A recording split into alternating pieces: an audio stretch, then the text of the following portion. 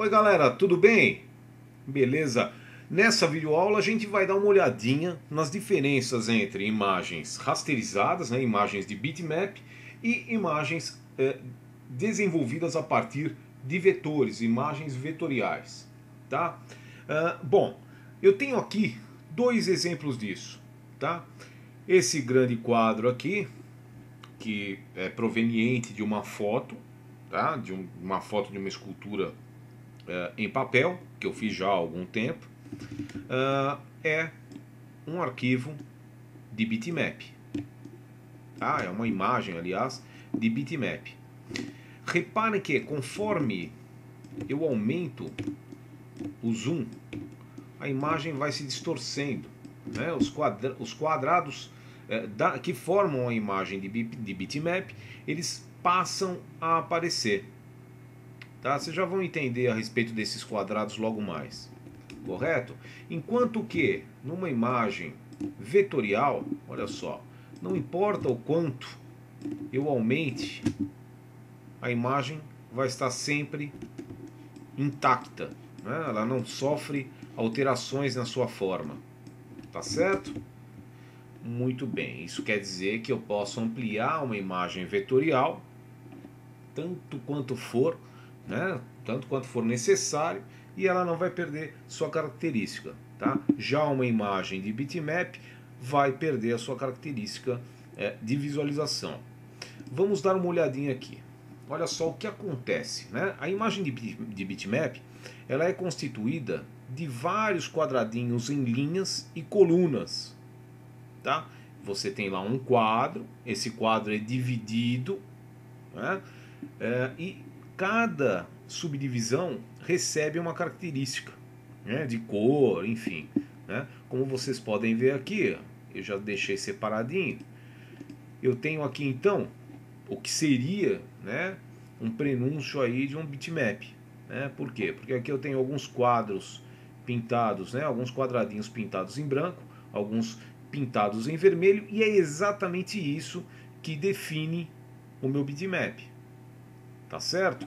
É exatamente isso, é a característica individual desses quadradinhos. Tá certo? Já uma imagem vetorial, ela é constituída, tá? Ela se apresenta, quando você desenvolve uma imagem vetorial, você desenvolve a partir de cálculos matemáticos, tá? Dentro do eixo cartesiano. Numa aula passada, a gente comentou aqui a respeito do eixo X, né, que é o eixo horizontal, e do eixo Y, que é o eixo vertical. Né?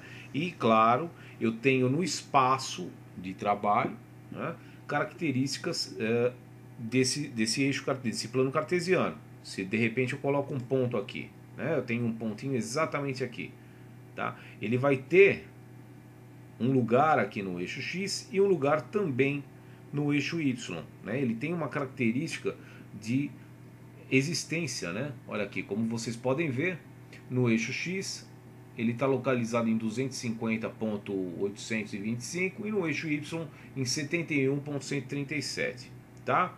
Então, quer dizer, já comecei o meu desenho vetorial aí.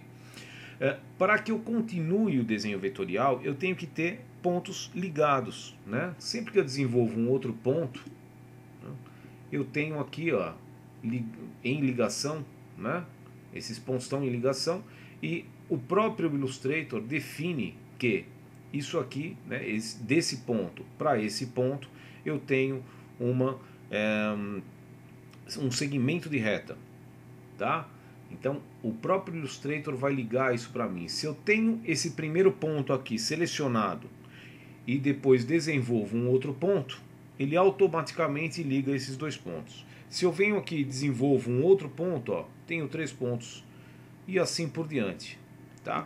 Essa é a característica do desenho vetorial. É um desenho formado única e exclusivamente por pontos.